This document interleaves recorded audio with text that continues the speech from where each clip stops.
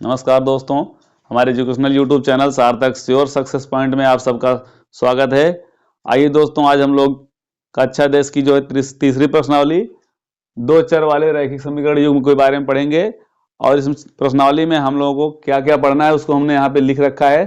सबसे पहली प्रश्नावली हम लोग पढ़ेंगे ग्राफीय विधि, यानी ग्राफीय विधि से हम लोग कैसे दर्शाते हैं उसको हम लोग पढ़ेंगे। फिर दूसरे में प्रतिच्छेदी रेखाएं क्या होती है, संपाती रेखाएं क्या होती है, समांतर रेखाएं, इससे संबंधित प्रश्नों को पढ़ेंगे। और फिर हम लोग प्रतिस्थापन विधि से जो है दो चर वाले रैखिक समीकरण को हल करना सीखेंगे, फिर विलोपन विधि से, और उसके बाद वज्र गुणन विधि से, और लास्ट वाले चैप्टर में हम लोग दो चर वाले रैखिक समीकरण युग्म से बदले जा सकने वाले समीकरण, इस तरह के प्रश्नों को हल करेंगे। तो पेपर आप लोगों का बिल्कुल नजदीक आ गया है, हम लोगों को तैयारी बहुत अच्छे से करनी है। उसी के पॉइंट ऑफ व्यू से हम यहाँ पे कुछ इंपॉर्टेंट क्वेश्चन को सिलेक्ट करके आप लोगों को जो है पढ़ाने वाले हैं। तो वीडियो को पूरा ध्यान से देखिएगा, निश्चित रूप से आपको पूरा समझ में आएगा। तो आइए अब हम लोग प्रश्न को लिख करके उसको हल करते हैं। आइए हम लोग जो है प्रश्न को पढ़ते हैं और प्रश्न को हल करेंगे। ग्राफीय विधि से हमको इसको हल करना है। सबसे पहले यहाँ दिया है, प्रश्न को पढ़िए। आफताब अपनी पुत्री से कहता है, 7 वर्ष पूर्व मैं तुमसे 7 गुनी आयु का था, अब से 3 वर्ष बाद मैं तुमसे केवल 3 गुनी आयु का रह जाऊंगा। इस स्थिति को बीजगणितीय एवं ग्राफीय रूपों में व्यक्त कीजिए। तो बहुत ही आसान सवाल है। अभ्यास का नाम ही है दो चर वाले रैखिक समीकरण, यानी इसमें हमको किसी भी प्रश्न को हल करने के लिए दो चर मानने पड़ेंगे और रैखिक समीकरण होना चाहिए। रैखिक समीकरण ऐसा समीकरण जिसका जो है चर की घात 1 हो, उसको हम लोग रैखिक समीकरण बोलते हैं। हम लोग भी बहुपद में पढ़े थे। तो अब हम लोग सबसे पहले क्या करेंगे, प्रश्न को ध्यान से पढ़ेंगे और उसके बाद इस तरह के प्रश्न हम लोग कक्षा 8 या 9 में भी पढ़ चुके हैं, ज्यादा कठिन प्रश्न नहीं होते हैं। सबसे पहले हमको जो है यहाँ पे आफताब और उसकी पुत्री दोनों की आयु को, पहले वर्तमान आयु क्या है उसको मानेंगे। तो सबसे पहले यहाँ पे हम लोग मानेंगे कि आफताब की आयु x और पुत्री की आयु y वर्ष है, वर्तमान आयु मानेंगे। इस तरह के प्रश्नों को हम लोग ऐसे ही हल करते हैं। तो सबसे पहले यहाँ थोड़ा समझेंगे हम लोग। अभी हम लोग वर्तमान आयु मानेंगे, वर्तमान आयु, ये थोड़ा हम समझने के लिए। जैसे मान लीजिए आफताब की जो है आयु हमने मान लिया x वर्ष और उसकी पुत्री की आयु अगर हमने मान लिया y वर्ष, तो इसके बाद आप देखिए जो प्रश्न में कहे उसके अनुसार हमको चलना है। आफताब कह रहा है कि 7 वर्ष पूर्व, पूर्व का मतलब होता है पहले, पूर्व का मतलब पहले, मैं तुमसे 7 गुनी आयु का था। तो हम लोग पहले की आयु निकालेंगे, दोनों की 7 वर्ष पहले, यानी कि जो इस समय आयु है, अगर इसमें से हम लोग 7 साल कम कर दें तो 7 वर्ष पहले की आयु हो जाएगी। इसकी x में 7 घटाएंगे तो x माइनस 7, अगर y में 7 घटाएंगे तो y माइनस 7। अगर ये आफताब की आयु की बात करें और उसकी पुत्री की आयु की बात करें, अगर हमने इसको वर्तमान में यानी इस समय जो उनकी उम्र है अगर x y माने, तो पहले की आयु निकालने के लिए हम लोग क्या करेंगे, 7 उसमें से माइनस करेंगे, 7 साल पीछे चले जाएंगे, तो x माइनस 7 और पुत्री की y माइनस 7। ऐसे ही दोबारा कह रहा है, दूसरा शर्त दिया है, अब से 3 वर्ष बाद मैं तुमसे केवल 3 गुनी आयु का रह जाऊंगा। यानी अभी जो वर्तमान आयु है कह रहा है इसके 3 साल बाद की अगर बात करें, यानी 3 साल बाद का मतलब आने वाला 3 साल, तो जो इस समय आयु है उसमें 3 हम जोड़ेंगे तो ये बाद की आयु हो जाएगी। 3 वर्ष बाद, यहाँ पे था 7 साल पहले की बात थी, तो इसमें 3 हम लोग जोड़ देंगे तो आफताब की आयु हो जाएगी x प्लस 3 और उसकी पुत्री की आयु y है इस समय, तो इसमें अगर हम लोग 3 जोड़ेंगे तो y प्लस 3। ये है पहले और बाद, इसको हमको समझना है ध्यान से। तो उसके बाद जो है प्रश्न के अनुसार हम लोग आराम से प्रश्न को हल कर सकते हैं। तो ये तो हमारा समझना हो गया। अब अगर समीकरण बनाना हुआ तो पहले में जिस प्रकार से दिया हुआ है कि 7 वर्ष पूर्व मैं तुमसे 7 गुनी आयु का था, तो 7 वर्ष पूर्व इसकी आयु आ गई x माइनस 7 और 7 वर्ष पूर्व पुत्री की आयु कितना है, y माइनस 7। अब ये कह रहा है कि 7 वर्ष पहले जो है तुमसे 7 गुनी आयु का था, जो इसकी आयु है आफताब की आयु उसकी पुत्री की आयु की 7 गुनी थी, यानी इसमें 7 का गुणा कर देना है। तो पहला समीकरण हमको मिल जाएगा। अब दूसरे प्रश्न से दूसरे कंडीशन के अनुसार हम लोग हल करेंगे। तो कह रहा है कि 3 वर्ष बाद, तो 3 वर्ष बाद आफताब की आयु x+3। कह रहा है 3 वर्ष बाद मैं तुमसे केवल 3 गुनी आयु का रह जाऊंगा। तो 3 वर्ष बाद जो उसकी आयु होगी x+3 और पुत्री की आयु होगी y+3, इसके 3 गुने के बराबर, 3 गुने के बराबर इसकी आयु रह जाएगी। इसी को हम लोग हल करेंगे, दोनों समीकरण निकल जाएंगे। तो जो पहला इसमें कह रहा है कि इस स्थिति को बीजगणितीय एवं ग्राफीय रूप में व्यक्त कीजिए, तो पहले बीजगणितीय जो हम लोग समीकरण प्राप्त कर लेंगे, फिर उसके बाद उसको हल करेंगे एक्स वाई के मान को और हम लोग ग्राफ पे दर्शाएंगे। तो सबसे पहले आइए हम लोग इसको हल करते हैं। जैसे हमको हल करना है और लिखेंगे हम लोग, अभी तो हम लोग समझ रहे थे, आशा आप लोग को समझ में आ गया होगा। सबसे पहले हम लोग लिखेंगे माना आफताब की वर्तमान आयु, माना आफताब की वर्तमान आयु x वर्ष है और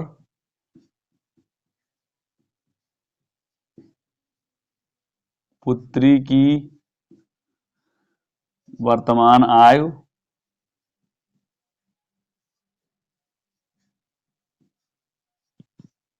y वर्ष है। ये तो हमने मान लिया वर्तमान आयु, जो हमने यहाँ पे लिखा था समझाने के लिए। अब जो है पहला जो कंडीशन दिया है प्रश्नानुसार, जो प्रथम प्रश्नानुसार है कि 7 वर्ष पूर्व, तो 7 वर्ष पूर्व आफताब की आयु लिखेंगे। 7 वर्ष पूर्व आफताब की आयु, आफताब की आयु, तो हम लोग यहां लिखेंगे x-7 वर्ष। जो उसकी आयु इस समय है x वर्ष है, 7 साल पहले की बात करेंगे तो 7 में माइनस हो जाएगा, यहां हम लोगों ने हल किया था। और पुत्री की आयु y-7, यानी पुत्री की वर्तमान आयु y वर्ष है, तो 7 वर्ष पूर्व पुत्री की आयु बराबर y-7 वर्ष। ये हो गया। अब हम लोग जो है प्रथम शर्तानुसार लिखेंगे, जो प्रश्न में शर्त दिया हुआ है प्रथम शर्तानुसार। प्रथम शर्त के अनुसार आफताब कह रहा है कि 7 वर्ष पूर्व मैं तुमसे 7 गुनी आयु का था, यानी कि जो 7 वर्ष पूर्व इसकी आयु है आफताब की x-7, ये जो है पुत्री की आयु के 7 गुने के बराबर, y-7 इसके बराबर थी। इसको हम लिख सकते हैं आफताब की आयु बराबर 7 गुने पुत्री की आयु, तो 7 गुना था, तो इसको हम लोग हल करेंगे।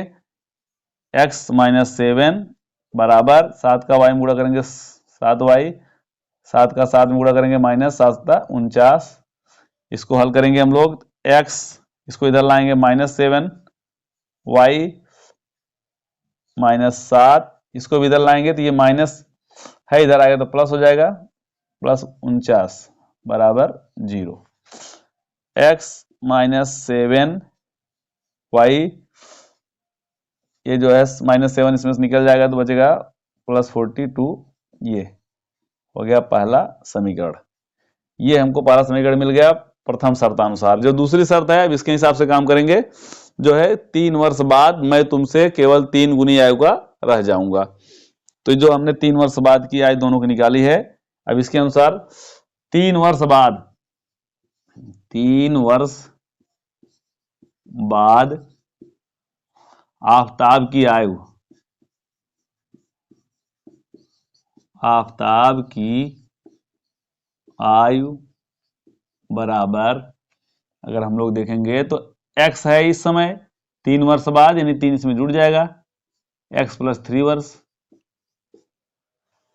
ऐसे ही पुत्री की आयु लिखेंगे, 3 वर्ष बाद पुत्री की आयु, पुत्री की आयु बराबर y प्लस 3 वर्ष, y में 3 जोड़ेंगे, y प्लस 3 वर्ष। अब हम लोग जो है द्वितीय शर्तानुसार, जो दूसरी शर्त है प्रश्न में दिया हुआ है, द्वितीय शर्तानुसार यानी दूसरी शर्त के अनुसार आफताब की आयु, यहां पे लिखा है 3 वर्ष बाद मैं तुमसे केवल 3 गुनी आयु का रह जाऊंगा, यानी जो इसकी आयु है इसके 3 गुने के बराबर रह जाएगी। यानी आफताब की आयु हो गया, ये जो हो गया y प्लस 3, ये पुत्री की आयु, तो आफताब कर आएगी जो इसकी आयु है इसकी आयु के 3 गुनी के बराबर रह जाएगी, तो इसके 3 का गुणा कर देंगे। हल करेंगे इसको, x प्लस 3 बराबर, इसको इसमें गुणा करेंगे 3y प्लस 3 का 3 गुणा करेंगे 9, इसको पक्षांतर करेंगे, x जो है 3y है इधर आएगा तो माइनस 3y प्लस 3 इधर लाएंगे इसको बराबर के, तो -9 बराबर 0। इस प्रकार से यहाँ इसको घटा देंगे और लिखेंगे यहाँ पे, तो दूसरा समीकरण हमको मिल जाएगा x माइनस 3y माइनस 6 बराबर 0। ये हो गया दूसरा समीकरण। अब जो है बीजगणितीय रूप में तो हमने इस प्रश्न को लिख दिया, अब क्या करना है, इसको ग्राफीय रूप में व्यक्त करना है। तो सबसे पहले हम लोग एक्स वाई का मान समीकरण 1 और 2 से रख के निकालेंगे और उसके बाद जो है एक ग्राफ बनाएंगे, बस हमारा प्रश्न हो जाएगा। तो आइए सबसे पहले हम लोग जो है हल करते हैं। सबसे पहले हम लोग समीकरण नंबर 1 से, समीकरण 1 से, समीकरण 1 यहाँ पे दिया हुआ है, इसको हम लोग लिखते हैं, x का मान हम लोग y के पदों में यहां लिखेंगे। x बराबर, चलिए पहले समीकरण को ही लिख लेते हैं यहाँ पे एक बार, x से माइनस 7y प्लस 42 है इक्वल टू 0। यही है पहला समीकरण। x का मान y के पदों में निकाल लेंगे, इसको इधर पक्षांतर कर देंगे, तो -7 है इधर जाएगा तो प्लस 7y हो जाएगा और -42। अब यहाँ पे क्या करेंगे, y का मान लिखते जाएंगे, x का मान आता जाएगा। तो y बराबर अगर हम लोग मान लीजिए यहाँ पे सबसे पहले ऐसा मान लेना है कि जिससे x और y का मान बहुत ज्यादा बड़ा ना आवे, जिससे हम लोग ग्राफी रूप में जब दर्शावें तो हमको आसानी रहे। तो y का ऐसे मान लीजिए कि x का मान भी छोटा ही आवे। तो अगर यहाँ पे हम लोग y का मान 0 लेंगे तो ये 0 हो जाएगा, तो -42 आ जाएगा, तो काफी हमको ग्राफ पे दर्शाने में दिक्कत होगी। इसलिए हम लोग y का कुछ ऐसा मान लेते हैं कि x का मान भी छोटा आवे। अगर इसको हम लोग 5 ले ले रहे हैं, या मान लीजिए सबसे पहले हम y बराबर 6 ले लें, तो 6 इसमें रखेंगे, तो x बराबर 7, इसकी जगह पे 6 रखेंगे, -42 इसमें हमने मान रख दिया, तो यहाँ पे 7 छंग 42, 42 माइनस 42 आ गया 0, यानी x का मान आ गया 0। तो जो बिंदु हो गया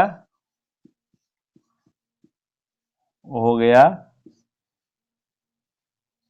एक्स वाई। ऐसे हम लोग लेते हैं निर्देशांक, पहले x फिर उसके बाद y, यानी कि 0 और ये y का मान लिए थे 6, एक बिंदु हमको मिल गया।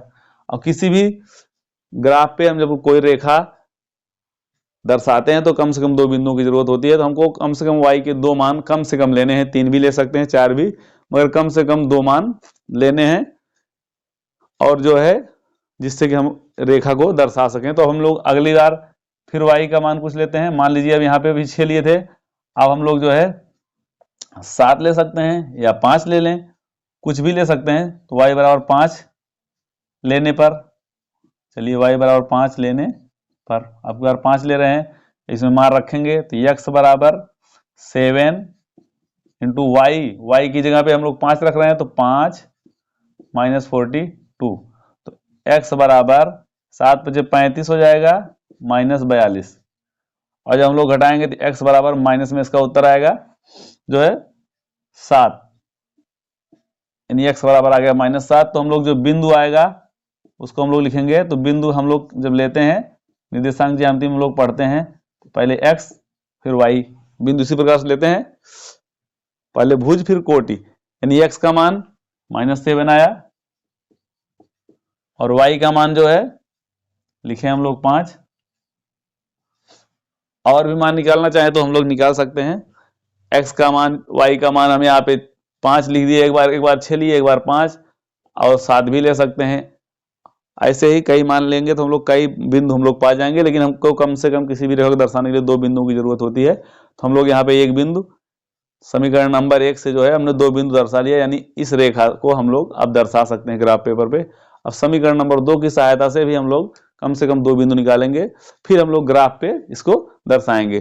तो आइए जो है हम लोग जो है अब इस समीकरण को लिखते हैं और इसको जो है बिंदुओं को ज्ञात करते हैं।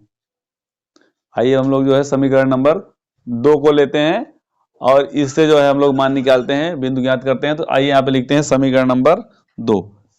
हम यहां से जो है फिर आगे हल को बढ़ाते हैं। x माइनस 3y माइनस 6 बराबर 0, यह है समीकरण नंबर 2। यहाँ पे हम लोग x का मान पहले y के पद में निकालेंगे, इसको पक्षांतर कर देंगे बराबर की इधर, तो ये प्लस 3y, ये माइनस ए भी प्लस हो जाएगा ये। अब हम लोग यहाँ पे y का मान रखते जाएंगे, x का मान आता जाएगा। और हमको मान ऐसे ही रखने हैं कि ज्यादा बड़ी संख्याएं ना आए, ताकि ग्राफ पेपर पे जब ग्राफ पे हम लोग दर्शाएं तो उसको दर्शाने में आसानी हो। तो हम लोग जो है चलिए वहां पर y का मान सबसे पहले मान लीजिए y बराबर ऋण 1 ले लेते हैं। y बराबर ऋण 1 लेने पर, y बराबर ऋण 1 लेने पर x क्या आएगा, यहाँ पे ऋण 1 रखेंगे तो 3 इंटू -1 का गुणा करेंगे प्लस 6। अब इसको हम लोग हल करेंगे तो ऋण 3 आ जाएगा गुणा करने पे, धन 6, और जब इसको हल करेंगे तो आएगा 6 में -3 घट जाएगा तो आएगा यहाँ पे 3, यानी x का मान आ गया 3 और y का मान ऋण 1। यानी पहला जो बिंदु हमको मिल गया, इसमें बिंदु हमको क्या मिला, x लिखते हैं फिर y लिखते हैं, तो x का आया 3 और जो है हम लोगों को y बराबर क्या मिल गया, -1, ये हो गया। ठीक, फिर दूसरा लेते हैं हम लोग, इसी में एक बार y बराबर कुछ और रख के देख लेते हैं। y बराबर यहाँ पे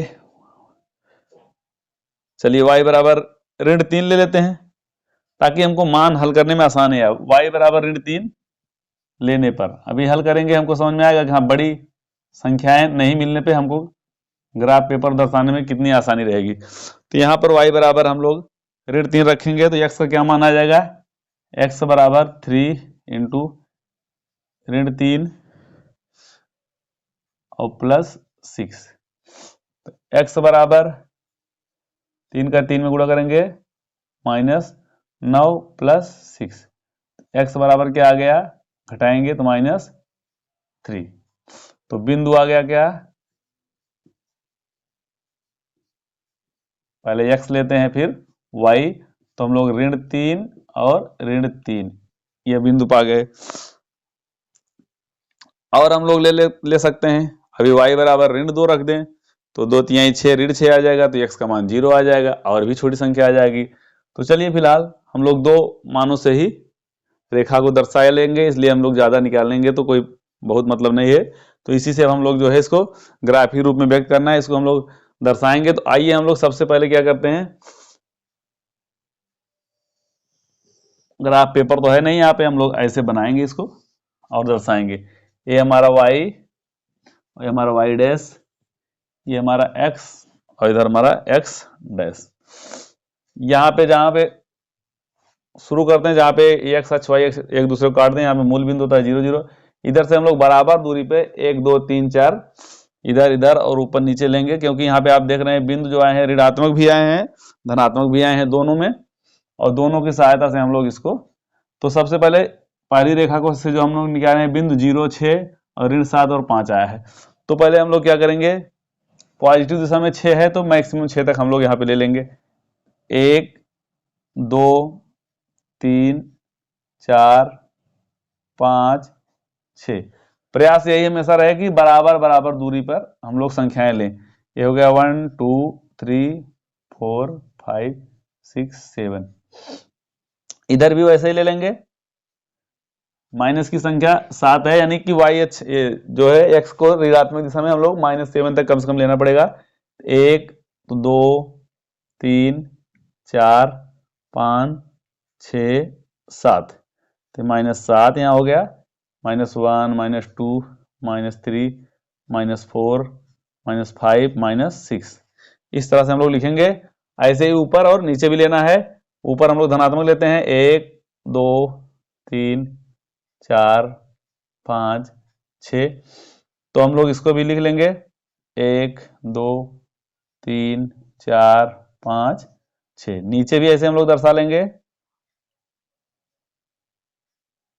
बराबर बराबर दूरी पे, तो हम लोग यहाँ पे नीचे आ जाएगा। नीचे हम लोग माइनस लेते हैं, -1 -2 -3 -4 -5 -6 -7।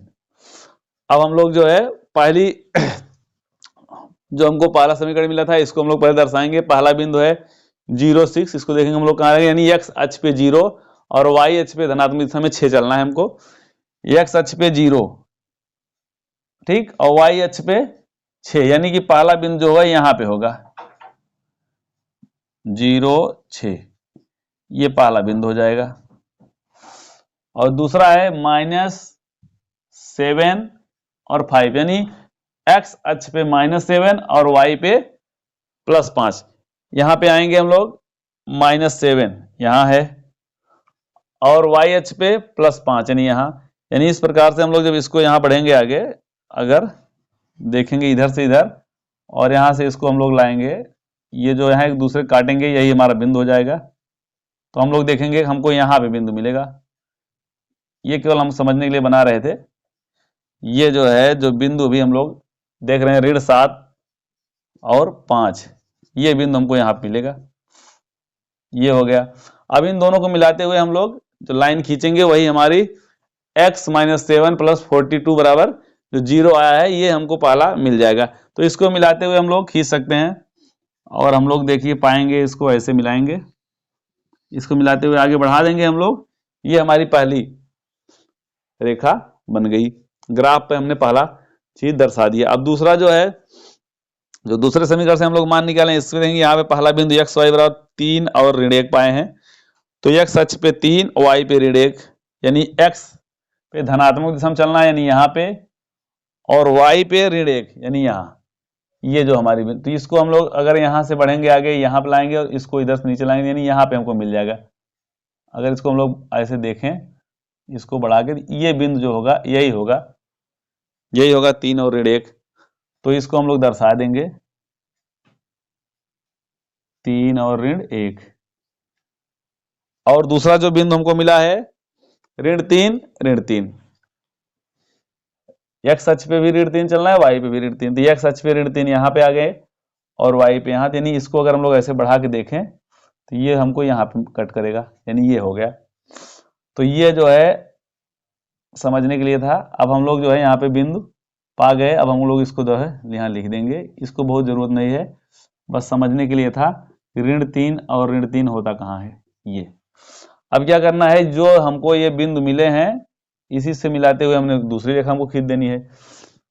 ऋण 3 और ऋण 3 और 3 1, इन दोनों निर्देशांकों को मिलाएंगे तो हमको दूसरी लाइन मिल जाएगी। और जो है हम लोग यहाँ से खींचेंगे ऐसे मिलाते हुए, थोड़ा आगे पीछे बढ़ा करके,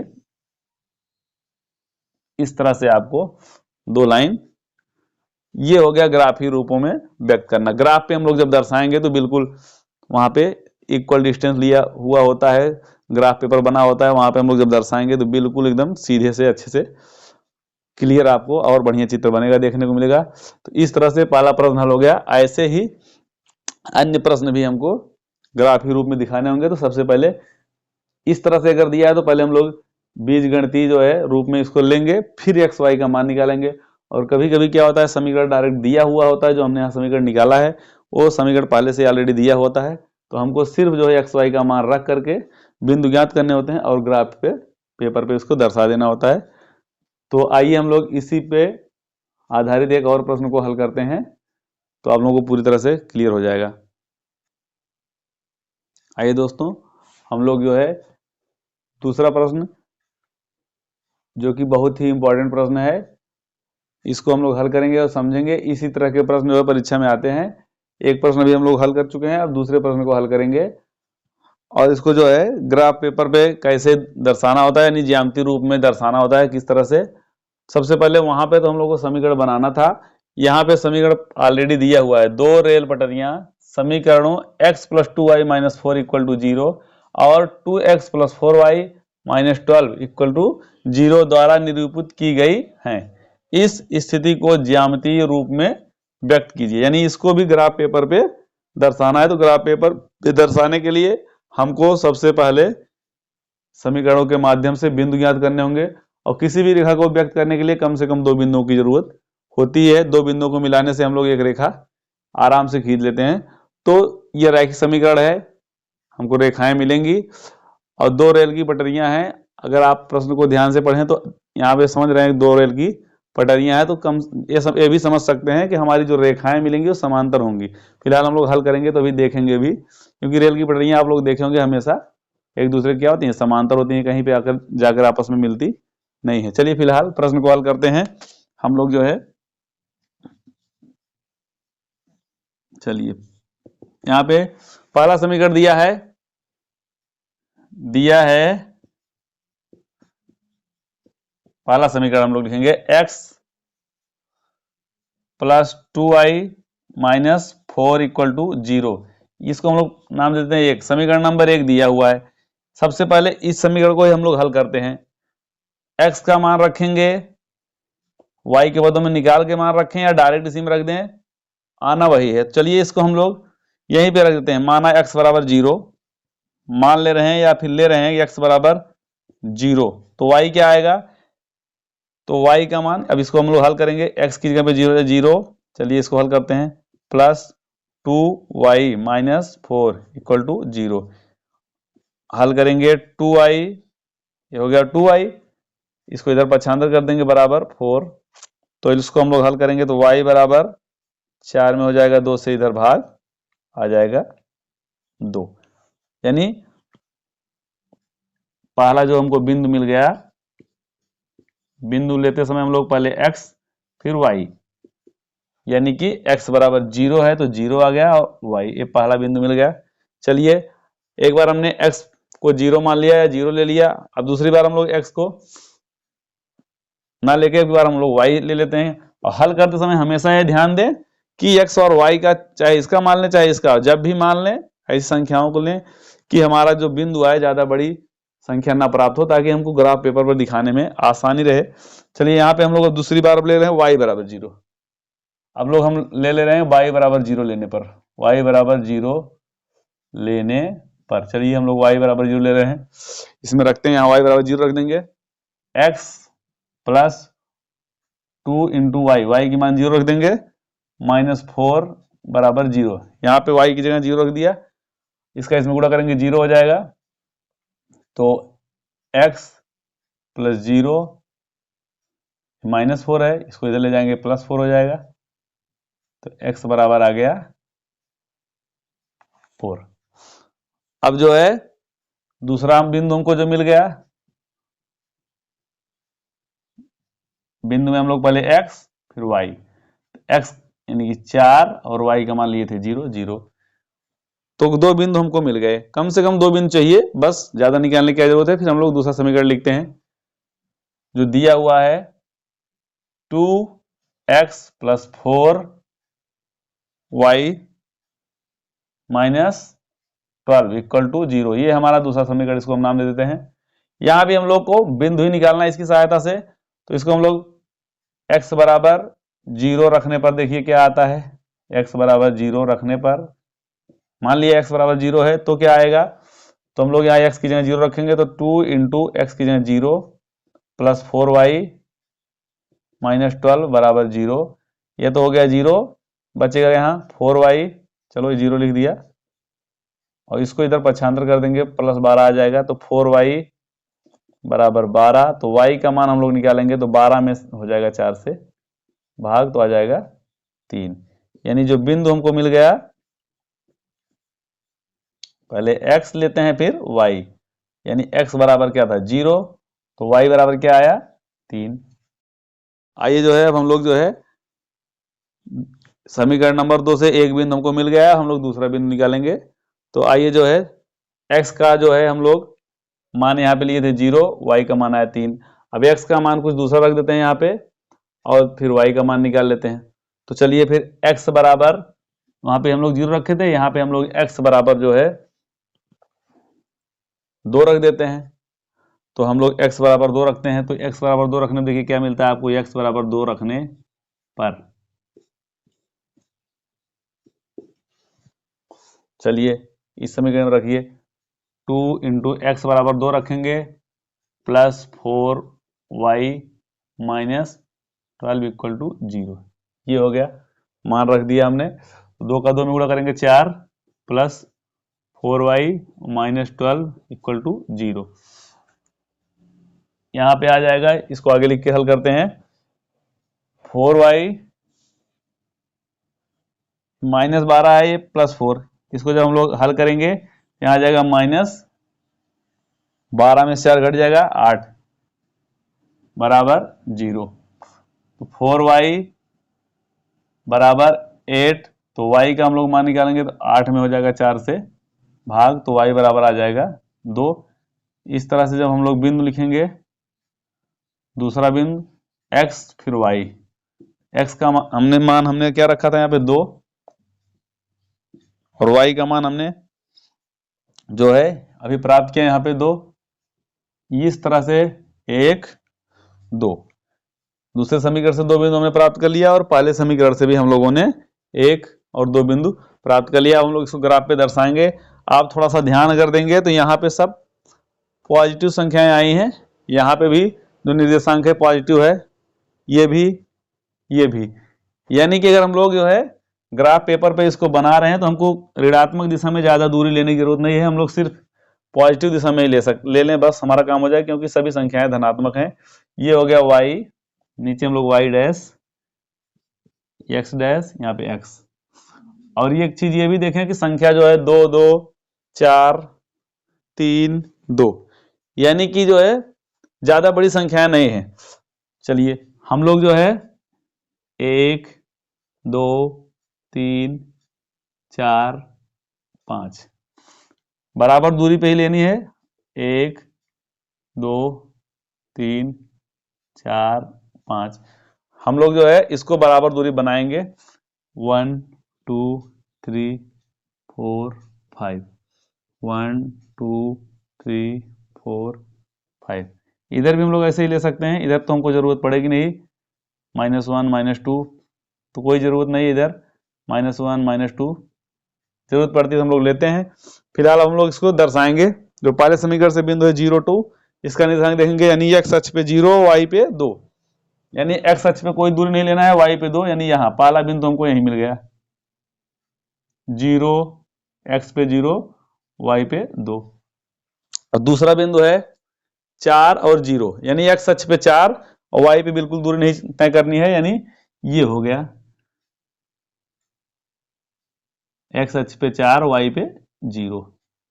अब इन दोनों को मिलाएंगे, एक रेखा हमको मिल जाएगी। इन दोनों बिंदुओं को मिलाते हुए आगे पीछे हम लोग रेखा को बढ़ा देंगे। तो सबसे पहले चलिए इसको हम लोग मिलाते हैं, और इसको आगे बढ़ा सकते हैं, इधर भी हम लोग बढ़ा सकते हैं। ठीक, अब दूसरा हम लोग दूसरे से समीकरण से जो 2 बिंदु पाए इनको दर्शाएंगे 0 3, यानी x अक्ष पे 0, x अक्ष पर 0 और y पे 3, 1 2 3 y पे 3, यानी ये बिंदु x अक्ष पे 0 y पे 3, ये बिंदु हो गया। और दूसरा है 2 2, यानी x अक्ष पे भी 2 चलना है और y पे भी 2। x अक्ष ये है, y अक्ष है, यानी इसको अगर हम लोग यहां से देखें, इधर लें और इधर, ये कहां पे आके मिलेंगे, ये, यानी ये हो जाएगा आपका 2 2। इसको बनाना नहीं है, सिर्फ जानने के लिए हम इसको आपको दिखा रहे हैं कि x अक्ष पे 2 और y अक्ष पे 2, तो हमको बिंदु मिलेगा कहाँ। ठीक, तो चलिए ये हो गया 2 2। अब ये 2 बिंदु मिल गए, इन दोनों को भी मिलाएं और आगे पीछे बढ़ा दें। इन दोनों को बिंदुओं को मिलाते हुए हम लोग आगे पीछे बढ़ाएंगे। आप देखेंगे ये जो है बनाने में ग्राफ पेपर पे जब हम लोग पटरी और पेंसिल की सहायता से मिलाएंगे तो बिल्कुल सीधी लाइनें मिलेंगी, एकदम सीधी लाइनें। ये जो है बनाने में थोड़ा जो कम ज़्यादा हो गया है, तो इससे आपको क्लियर समझ नहीं आया। यानी कि दो समांतर रेखाएं आपको मिलेंगी, क्योंकि हम लोग जानते भी हैं, दिया भी है सवाल में कि रेल की पटरियां हैं। रेल की पटरियां क्या होती हैं, आप देखे होंगे हमेशा क्या होती हैं, समांतर होती हैं, एक दूसरे से कहीं पे मिलती नहीं है। इस तरह की लाइनें आएंगी, ये उसी तरह की लाइनें हैं। ये जो है हाथ से खींचने में थोड़ा इधर उधर हो जाता है, जब हम लोग पटरी से खींचेंगे तो ऐसे ही आपको दो जो है लाइनें मिलेंगी। यही इसमें दिखाना था, इसको ज्यामितीय रूप में दिखाइए। और प्रश्न में दिया भी है कि ये रेल की पटरियां हैं। रेल की पटरियां आप जानते भी हैं समांतर होती हैं, उनके बीच में दूरी हर जगह बराबर होती है। तो आशा है आप लोगों को वीडियो पसंद आया होगा, आपको समझ में आया होगा। तो अगर आपको पसंद आया हो तो वीडियो को लाइक करें, शेयर करें और चैनल को सब्सक्राइब करें।